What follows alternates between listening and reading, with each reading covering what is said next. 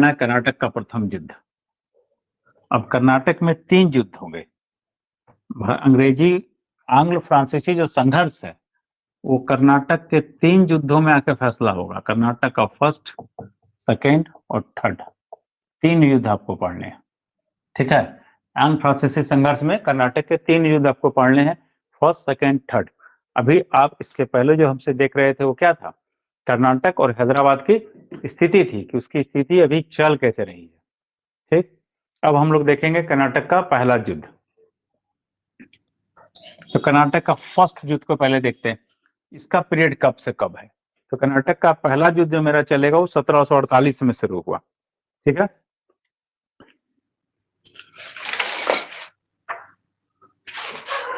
हाँ ठीक है, 1700 कर्नाटक का प्रथम युद्ध 1746 से 48 है। ठीक लिख रहे हैं, 46 से 48 होगा। फर्स्ट 1746 से 48 चला। ठीक ना, कर्नाटक का प्रथम युद्ध 1746 से 48 में तक चला है। ठीक, अभी इस युद्ध के क्या कारण रहे? कर्नाटक का प्रथम युद्ध 1746 से 48 तक चला। अब आपसे क्वेश्चन पूछता है, ठीक है, 1746 से 48 पहला युद्ध चला, कि ये युद्ध का संबंध किससे है या क्या कारण से यह युद्ध हुआ? तो आपका आंसर क्या होगा इसमें? ये प्रथम कर्नाटक युद्ध, देखिए, ऑस्ट्रेलिया के उत्तराधिकार युद्ध से संबंधित है। अब आपके पास एक आ गया कि युद्ध होना है कर्नाटक में, लेकिन इसका कारण क्या है, इसका आधार क्या है? तो ऑस्ट्रेलिया का उत्तराधिकार युद्ध, ऑस्ट्रेलिया में उत्तराधिकार की लड़ाई हुई, उसका प्रभाव यहाँ तक आएगा। ठीक है, इसलिए आप ध्यान रखिएगा, प्रथम कर्नाटक युद्ध ऑस्ट्रेलिया के उत्तराधिकार युद्ध का प्रसार था या उसका प्रभावित था उससे। ऑस्ट्रेलिया के उत्तराधिकार की लड़ाई में एक गुट के साथ फ्रांस है, एक गुट के साथ इंग्लैंड है। तो स्वाभाविक तौर से जब कोई दो मदर कंट्री अपने मूल स्थान पर लड़ रही होगी तो उसके लोग जहां होंगे वहां भी उनमें तनाव होगा। ठीक है, तो यहाँ तो उनका दोनों का साम्राज्य था, यहाँ तनाव होना स्वाभाविक था। ठीक है, तो 1748 के कारण से जो ऑस्ट्रेलिया का 46 में जो ऑस्ट्रेलिया का उत्तराधिकार युद्ध शुरू होगा, उसके फलस्वरूप भारत में भी तनाव हुआ। ठीक है, और यहाँ भी ये लोग उलझेंगे। इसी में हम लोग देखेंगे तत्कालिक कारण, कोई कारण बनेगा, मूल कारण तो ये है, लेकिन तत्कालिक कारण, चूंकि एग्जाम में अब ये भी पूछा गया कि कर्नाटक युद्ध का तत्कालिक कारण क्या बना। ठीक ना, आपसे पूछेगा कर्नाटक युद्ध का संबंध है तो ऑस्ट्रेलिया का उत्तराधिकार युद्ध, सही कीजिएगा। उसका मूल कारण ये है, सही करेंगे। तात्कालिक कारण पूछेगा तो तात्कालिक कारण क्या है, बदल जाएगा। उसमें आपको बताना पड़ेगा कि वार्नेट क्या है? अंग्रेजों का एक नेता है, अंग्रेजों का सेनानायक है। वार्नेट के नेतृत्व में अंग्रेजों ने क्या किया? वार्नेट है, इसके नेतृत्व में अंग्रेजों ने क्या किया?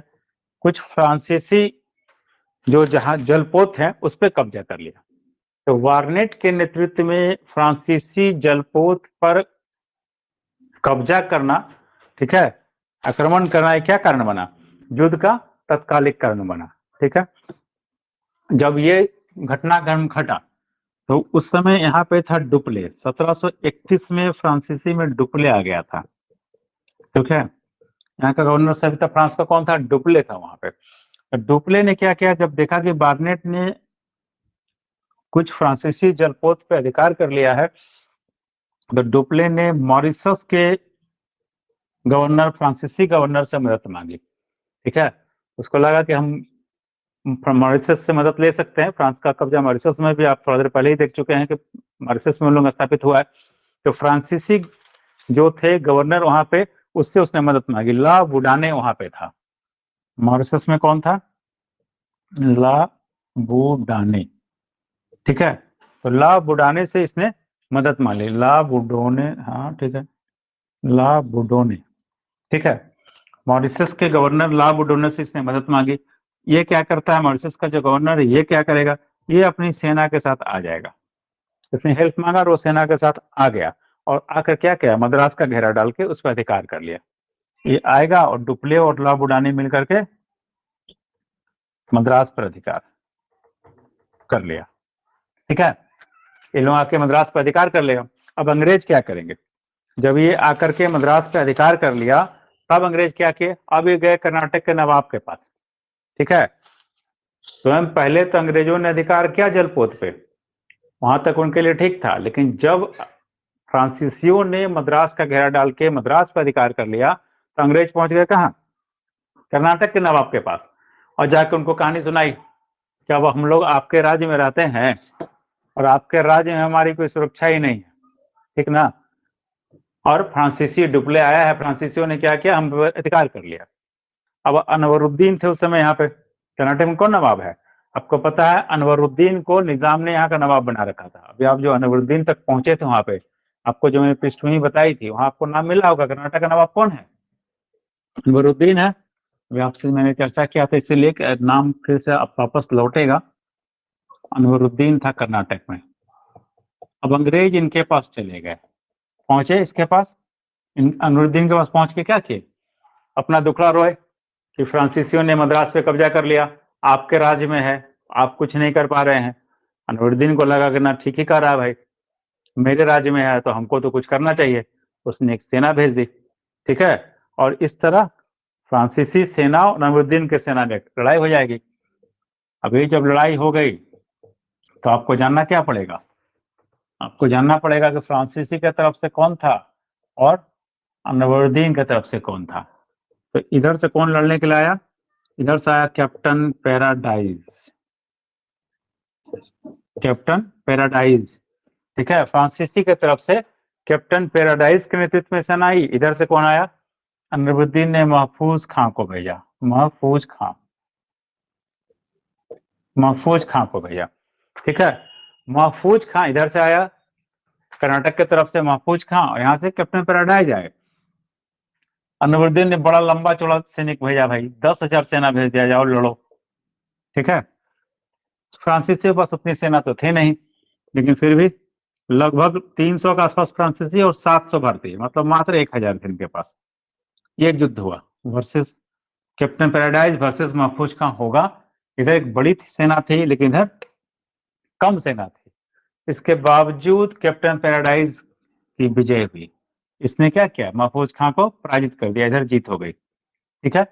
इसी विजय से स्पष्ट पता चला कि भारत की जो सेनाएं हैं बड़ी बड़ी हैं लेकिन अनुशासित नहीं है, सक्षम नहीं है, ठीक है, आधुनिक दृष्टिकोण से पिछड़ी हुई है। बड़ा कारण बड़ा स्थल में हार का।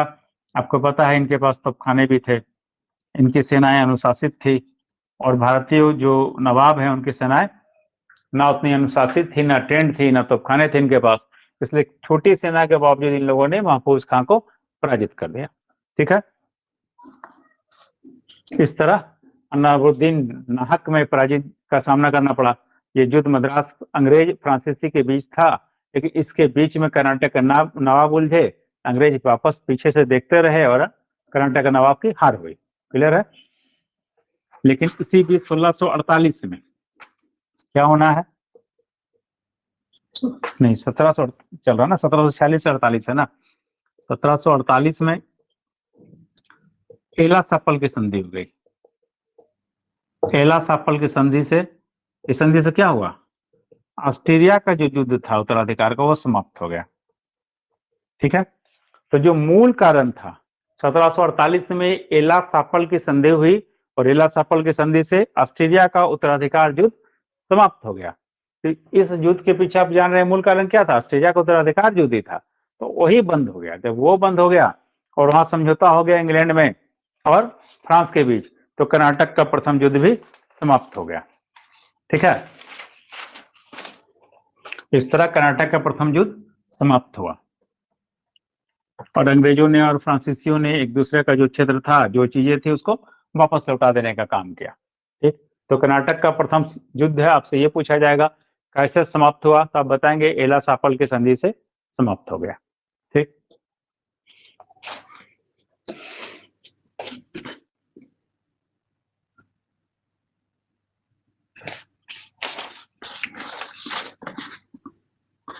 और कुछ देर अभी आप लोगों की स्थिति है पढ़ लेने की।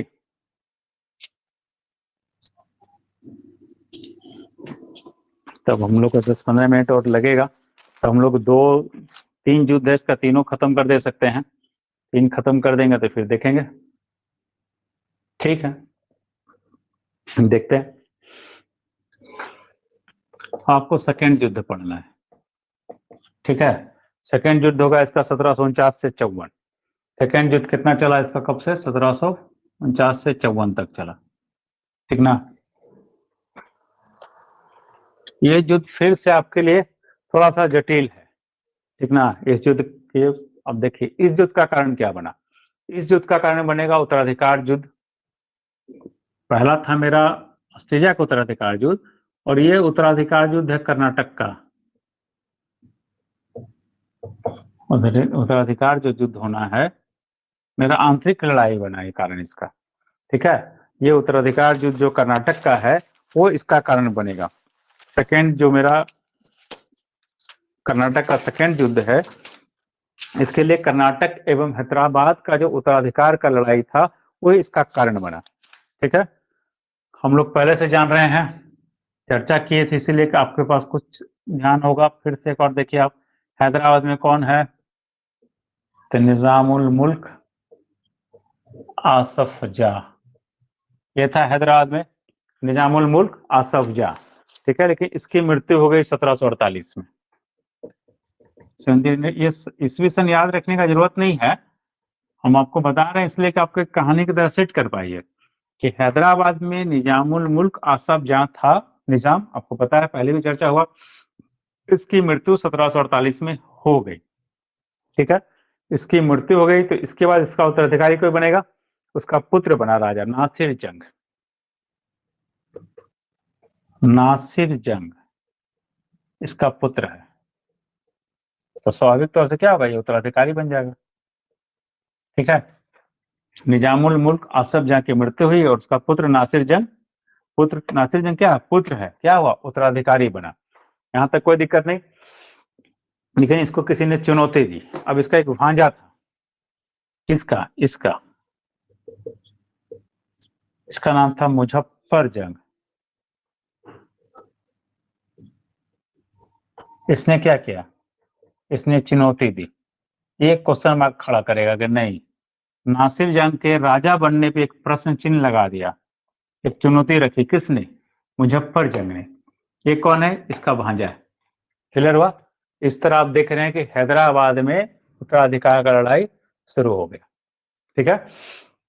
निजामुल मुल्क की मृत्यु के बाद उसके पुत्र नासिर जंग हुए, लेकिन उसके पुत्र की सत्ता को चुनौती निजामुल मुल्क का भांजा मुजफ्फर जंग देगा, ठीक।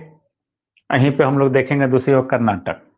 आपको पता है इसी दोनों में लड़ाई छिड़ना है, इसी दोनों की वजह से लड़ाई होनी है, सेकंड कर्नाटक युद्ध। कर्नाटक में नवाब अनवरुद्दीन है, ठीक है। कौन था यहाँ पे, अनवरुद्दीन। इसी का इसी का बनोई है वो चंदा साहब, जो दोस्त अली का दामाद था, चंदा साहब अनवरुद्दीन का ही बनोई है। ई अनवरुद्दीन वर्सेस चंदा साहब, वो आपको पता है कि वहां पे क्या था, दोस्त अली की हत्या हुई और चंदा साहब बंदी बना था, जो बाद में मराठों से ने इसे छोड़ दिया चंदा साहब को, ठीक है। कभी चंदा साहब फिर से सामने आ गए, ठीक है। दोस्त अली, इसके पिता की हत्या हुई थी मराठों के द्वारा, इसके ससुर की, ये दामाद है उसका। दोस्त अली के बाद इसका दावा बनता उत्तराधिकार के लिए, लेकिन आपको बताया गया है कि उसी समय हैदराबाद के निजाम ने अस्थिरता का लाभ उठाते हुए अनवरुद्दीन को नवाब बना दिया था, ठीक है। जब चंदा साहब फ्री होगा तो इसको चैलेंज करेगा, तो अनवरुद्दीन वर्सेस चंदा साहब शुरू हुआ, ठीक है। यहां तक आप पहले अगर सेट कर लेंगे तो फिर हम लोग आगे बढ़ेंगे, ठीक है। आराम से अपनी कॉपी में आप इस तरह से बना लेंगे तो रहेगा हमेशा। हैदराबाद में निजाम मुल्क असफ जहां की मृत्यु हुई, उसकी मृत्यु के बाद नासिर जंग उत्तराधिकारी हुआ, उसके उत्तराधिकार को चुनौती दिया गया मुजफ्फर जंग के द्वारा, ठीक है। दूसरी ओर कर्नाटक के नवाब अनवरुद्दीन को दोस्त अली के दामाद चंदा साहब, आपको पता है चंदा साहब खेत में चले गए थे, निकल गए हैं, उसने चुनौती दी। तो आप देख रहे हैं क्या कि दोनों जगह समस्या आ गया, कर्नाटक में भी समस्या आ गया सत्ता के लिए और हैदराबाद में भी समस्या आ गया, ठीक है। अब इस समय फ्रांसीसी कौन है गवर्नर, अभी आपसे मैंने चर्चा किया था डुप्ले था, ठीक है। तो डुप्ले एक महत्वाकांक्षी गवर्नर है।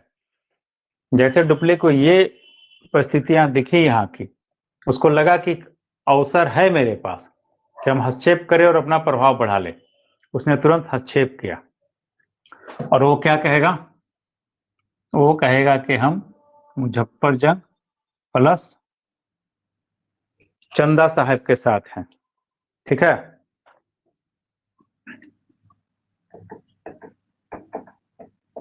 उसने कर्नाटक में चंदा साहब का साथ दिया और मुजफ्फर जंग का साथ कहाँ दिया, वो हैदराबाद के लिए। और डुप्ले का मन हुआ कि नहीं ठीक है, मुजफ्फर जंग को होना चाहिए हैदराबाद में और चंदा साहब को होना चाहिए कहाँ पे, कर्नाटक में। दोनों के साथ संयुक्त सेना लेकर उसने कर्नाटक पे आक्रमण कर दिया। डुप्ले, मुजफ्फर जंग और चंदा साहब तीनों मिल गए। ये तीनों डुप्ले प्लस मुजफ्फर जंग प्लस चंदा साहब मिल गया और कर्नाटक पे आक्रमण हुआ। और जब कर्नाटक पे आक्रमण होगा तो ही पहला युद्ध हुआ अंबूर का युद्ध। कहाँ युद्ध होना है, अंबूर का युद्ध हुआ 1749 में। ठीक है, अब फिर से एक बार आपको रिवीजन में ले जाए कि डुप्ले को जैसे ही दिखा कि हैदराबाद में समस्या क्रिएट हो गया, मुजफ्फर जंग ने नासिर जंग को चुनौती दे दी, कर्नाटक में समस्या हो गया है, अनवरुद्दीन को चंदा साहब ने चुनौती दे दी। ठीक है, डुप्ले तुरंत मुजफ्फर जंग और चंदा साहब के पक्ष में हो जाएगा और दोनों को लेके उसने कर्नाटक पे आक्रमण कर दिया।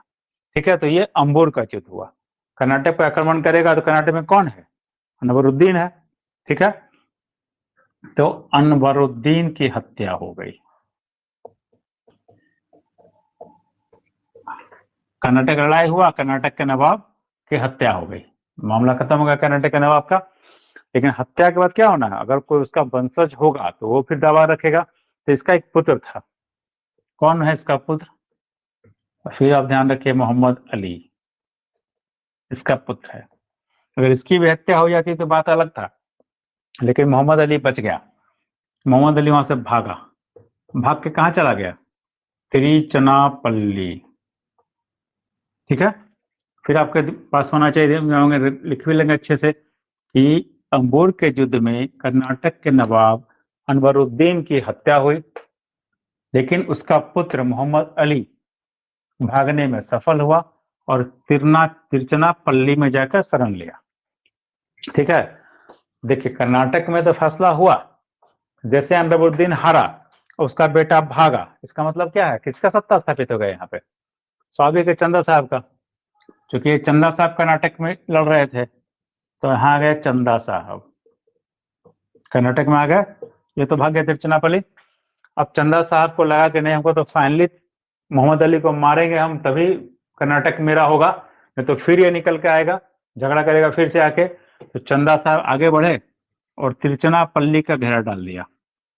ठीक है, मतलब तिरुचनापल्ली को चंदा साहब ने घेर लिया। बिल्कुल आपको स्पष्ट होना चाहिए, चंदा साहब के द्वारा क्या किया गया, तिरुचनापल्ली का घेरा डाल दिया गया कि भाई यहाँ पे मोहम्मद अली है, इसको समाप्त करने के बाद ही कर्नाटक मेरे लिए फ्री होगा।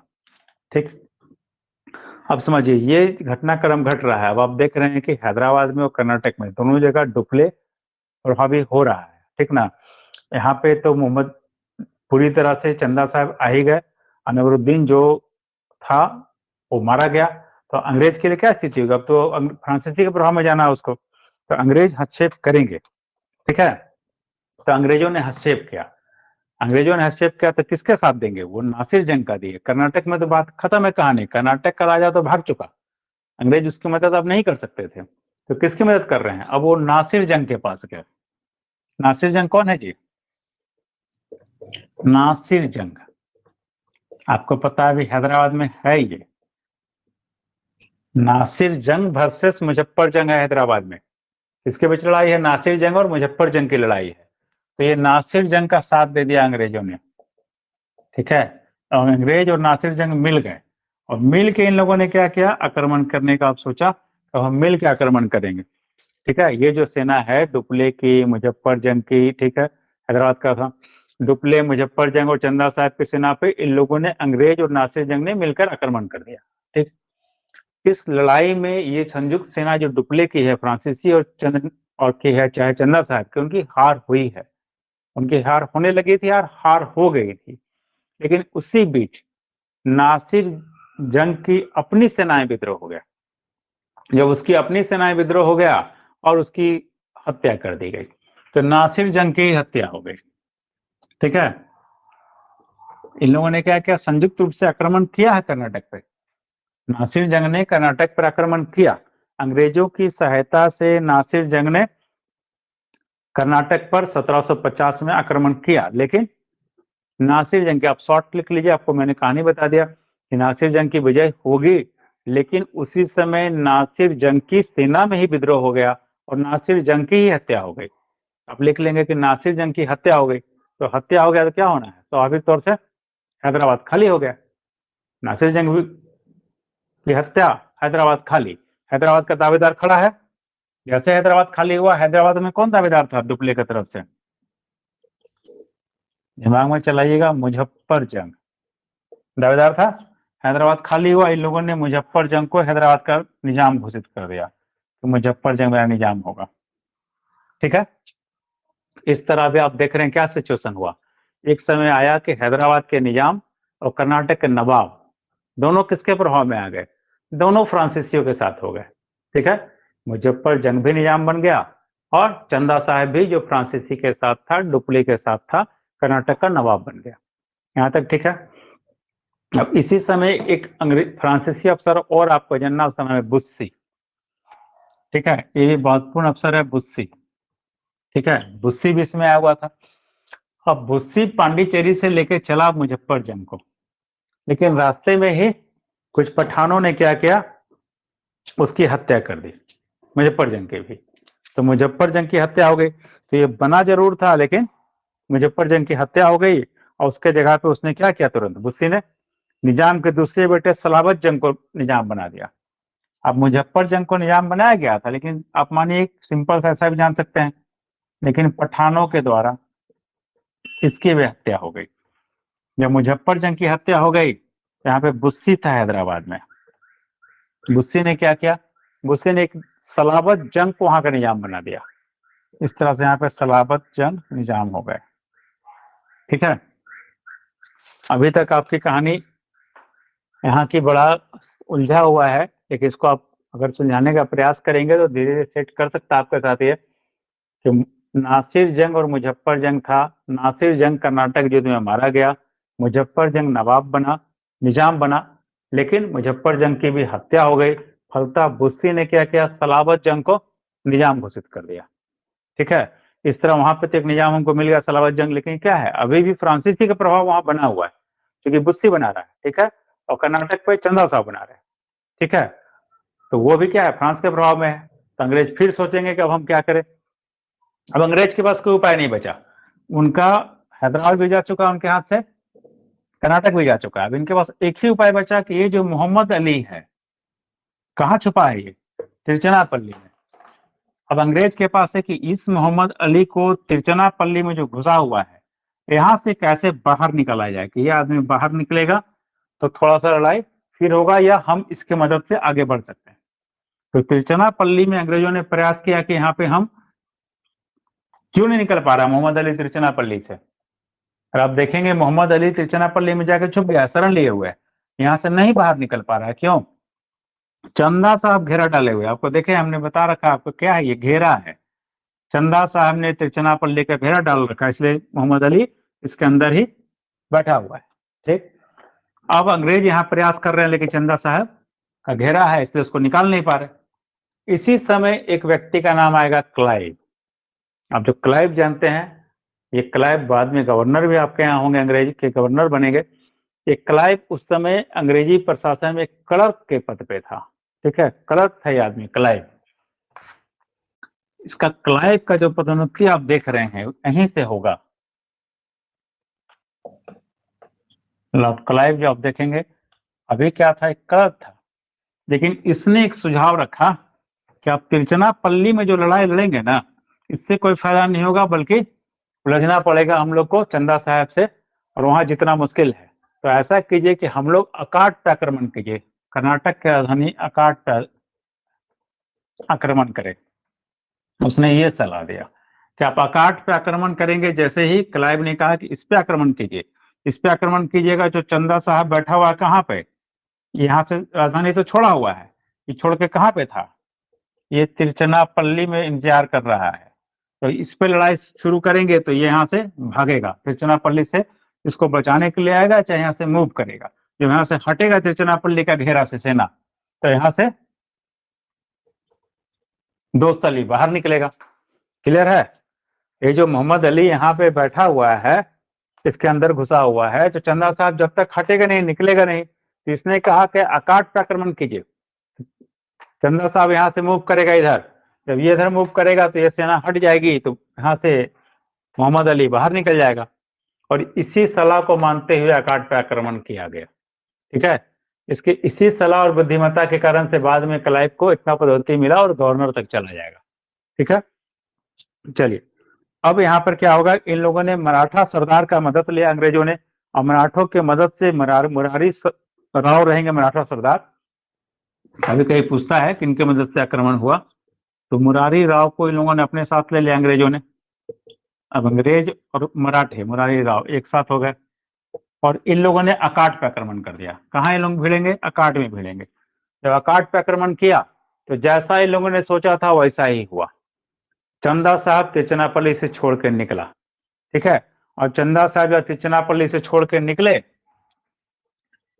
चंदा साहब जब वहां से मूव करेगा तिरुचिरापल्ली से, तो इसको रास्ते में ही तंजौर के राजा ने इसकी हत्या कर दी। किसकी हत्या कर दी? चंदा साहब की हत्या हो गई किसके द्वारा? तंजौर के राजा ने चंदा साहब को ही मार दिया।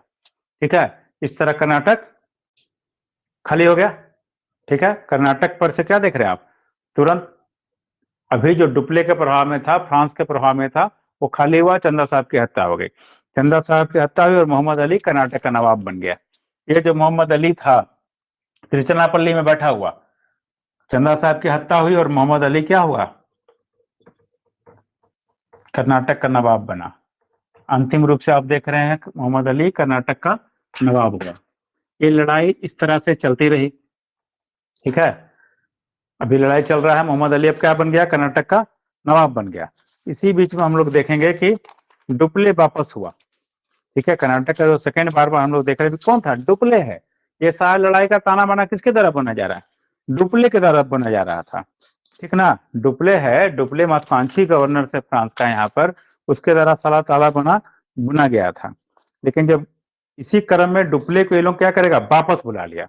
इसी समय 1754 में डुप्ले के जगह में नया गवर्नर आ गया, गोडेहू। अभी क्या स्थिति में डुप्ले वापस हुआ है? जब डुप्ले वापस हो रहा है तो आप देख रहे हैं हैदराबाद में बुस्सी है। बुस्सी कौन है? फ्रांस का है। कर्नाटक में कौन आ गया? कर्नाटक में मोहम्मद अली आ गया। ठीक है, मतलब ये अंग्रेज के साथ हो गया और ये फ्रांस के प्रभाव में रह गया हैदराबाद। डुप्ले रहता तो संघर्ष अभी और आगे चलता, फिर से कोई षड्यंत्र होता, लेकिन डुप्ले को फ्रांस ने वापस बुलाया और गोडेहू को भेज दिया। ठीक है, और गोडेहू अब आ गया यहाँ पे 1754 में गवर्नर बनकर के गोडेहू आया।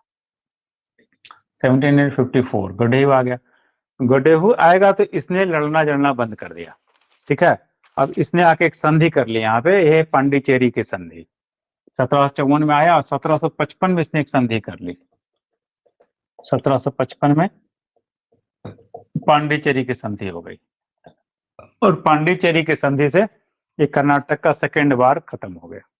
ठीक है, और इन लोगों ने क्या किया? सेकेंड बार खत्म हुआ तो यही जो स्थिति आप देख रहे हैं, इसी को मान्य कर लिया। जो एक दूसरा का नुकसान हुआ था, जो कि इलाका था, फ्रांस वालों ने और अंग्रेजों ने लौटा दिया, और यहाँ आंतरिक स्थिति यही स्वीकार कर ली कि कर्नाटक में मोहम्मद अली रहेंगे और हैदराबाद में बुस्सी कहाँ रहेगा? हैदराबाद में रहेगा। मतलब एक तरह से हैदराबाद में फ्रांस का प्रभाव और कर्नाटक में अंग्रेज का प्रभाव स्थापित हुआ कर्नाटक के सेकेंड वार से। कैसे खत्म हुआ? पांडिचेरी के संधि से खत्म हुआ। आपको जानना था कि पहला बार जो हुआ मेरा कर्नाटक का, उसमें कौन संधि लागू हुआ? एलासापल। कर्नाटक का दूसरा बार हुआ, उसमें कौन संधि लागू हुआ? पांडिचेरी की संधि। ठीक है, इस तरह से कर्नाटक का दूसरा युद्ध भी समाप्त हो गया। ठीक, अब कर्नाटक का तीसरा बार है, ये छोटा सा, ये 2 मिनट का है, ये आप तुरंत पढ़ लेंगे, इसमें ज्यादा कुछ उलझन नहीं है। जो उलझन था कर्नाटक का सेकेंड बार में है, आपको कंफ्यूजन रहेगा तो किसी दिन फिर से कर्नाटक का सेकंड बार एक बार और सुन लीजिएगा, तो वो सेट कर जाएगा दिमाग में। और कि उसमें क्वेश्चंस कैसे आने हैं, अगले जो क्लास होगा उसमें डिस्कस कर लेंगे पहले 10 मिनट। ठीक है। अब देखिए कर्नाटक का तृतीय युद्ध 1756 से 63, 1756 से 63 तीसरा युद्ध है। कर्नाटक का तीसरा युद्ध कब हुआ? 1756 से 63 हुआ। फिर इस युद्ध का कारण जानेंगे हम लोग। पहला युद्ध जो हुआ था उसका कारण ऑस्ट्रेलिया का उत्तराधिकार का युद्ध था। दूसरा युद्ध का कर्नाटक और हैदराबाद के उत्तराधिकार की लड़ाई थी। और ये तीसरा युद्ध हुआ, इसका कारण यूरोप का सप्तवर्षीय युद्ध है। ये पीरियड है सप्तवर्षीय युद्ध का, देख रहे हैं ना, 7 साल का है। यूरोप में एक सप्तवर्षीय युद्ध चला है। ये युद्ध भी मुख्य रूप से इंग्लैंड वर्सेस फ्रांस है। ठीक है। तो जैसे वहां युद्ध शुरू होगा, इंग्लैंड वर्सेस फ्रांस यूरोप में लड़ेंगे, तो स्वाभाविक तौर से भारत में भी तनाव उत्पन्न होगा दोनों में, और उसी के कारण से यहाँ भी लड़ाई हो गई। तो अंग्रेज और फ्रांसीसी जिस तरह यूरोप में लड़ रहे थे, यहाँ भी तनाव उत्पन्न हुआ और यहाँ पर भी ये लोग आपस में उलझने लगे। ठीक है। पहले अंग्रेजों ने कुछ क्षेत्रों में फ्रांसीसियों को पराजित किया है और फिर फ्रांसीसी भी लड़ेंगे। फ्रांसीसियों ने भी अंग्रेजों पर आक्रमण किया। तो उसी के क्रम में ये अंतिम कर्नाटक युद्ध हम लोग को देखना है। ठीक है। देखिए इसमें घटनाक्रम यही घटेगा कि काउंट डी लाली आया, जो कर्नाटक का तीसरा वार है। इसमें एक तीसरा फ्रांसीसी आपको नाम याद रखना है, 1758 में काउंट डी लाली। 1758 में काउंट डी लाली। ठीक ना, 3 ही नाम आपको रखना, डुप्ले, बुस्सी और काउंट डी लाली। 1758 में आ गया काउंट डी लाली। काउंट डी लाली ने क्या किया, इसने मद्रास का घेरा डाल दिया। ठीक है। इसने मद्रास का घेरा डाला, कुछ जगहों पे सैनिक असैनिक अधिकार स्थापित करने का प्रयास किया, फिर मद्रास को घेर लिया। लेकिन अंग्रेजी नौसेना आई, इसको वहां से हटना पड़ा। ठीक है। इस तरह से विवाद इनका शुरू हो गया यहाँ भी। ठीक है। पहले अंग्रेजों ने इसके कुछ छोटे इसके फैक्ट्री पर अधिकार किया, फिर काउंट डी लाली ने भी मद्रास का घेरा डाल दिया, यहाँ भी विद्रोह बढ़ गया। ठीक है। दोनों के बीच तनाव बढ़ा, संघर्ष बढ़ा, और अंतिम जो निर्णायक लड़ाई हुई दोनों के बीच थर्ड बार में, वो हुआ वांडियावास का युद्ध। जो कर्नाटक का तीसरा युद्ध है, इसका जो वांडियावास की लड़ाई है, यही निर्णायक लड़ाई हुआ। ठीक है। ये वांडियावास की लड़ाई कब हुई? 1760 में हुआ। वांडियावास का युद्ध के नाम से हम जानते हैं, जो 1760 में लड़ा गया। इंडिया में 1760 में वांडियावास की लड़ाई हुई। यह निर्णायक युद्ध था अंग्रेज और फ्रांसीसियों के बीच में। इस युद्ध में अंग्रेज जीते और फ्रांसीसियों की पराजय हुई। इधर से काउंट डी लाली लड़ रहा था, इधर से आयरकूट थे। वहां से आपको नाम बता दिए, काउंट डी लाली। इंग्लैंड की तरफ से कौन होगा? आयरकूट है। ठीक है। इधर से आयरकूट, इधर से काउंट डी लाली के बीच युद्ध हुआ, और इस युद्ध में अंग्रेज विजयी होंगे और ये निर्णायक लड़ाई हुई। अंग्रेज फ्रांसीसी यहाँ पे अंतिम रूप से हार गए। ठीक है। और इसी समय आप देखिएगा बाद में 63 में युद्ध समाप्त हुआ। ये सप्तवर्षीय युद्ध कब समाप्त हुआ? 63 में। तो अंतिम रूप से यहाँ भी 63 में ही संधि होगी, और 1763 में एक संधि हुई, इसको हम लोग जानते हैं पेरिस की संधि। ठीक है। 1763 में कौन संधि होनी है? पेरिस संधि। इसी पेरिस संधि से इस युद्ध का, ये 1756 से 63 कौन सा युद्ध है? बहुत बार पूछता है। यह सप्तवर्षीय युद्ध है। ठीक ना। ये सप्तवर्षीय युद्ध कब समाप्त हुआ? 1763 में। कैसे समाप्त हुआ? पेरिस की संधि से समाप्त हुआ। ठीक है। इस संधि में क्या किया गया? ये संधि में कहा गया कि फ्रांसीसियों के व्यापारिक केंद्र तो लौटा दिए गए। कहा गया कि आप व्यापार भारत में कर सकते हैं, लेकिन कह दिया गया कि आप राजनीतिक रूप से यहाँ पे काम नहीं करेंगे, कोठी नहीं बनाएंगे। ठीक है। तो इस संधि के द्वारा फ्रांसीसियों की राजनीतिक पतन, मतलब साम्राज्य निर्माण का जो घटनाक्रम था यहाँ पे, वो समाप्त हो गया। केवल वो व्यापारी के रूप में रह गए। ठीक है। तो वांडीवास का युद्ध फ्रांसीसियों के लिए निर्णायक हार थी।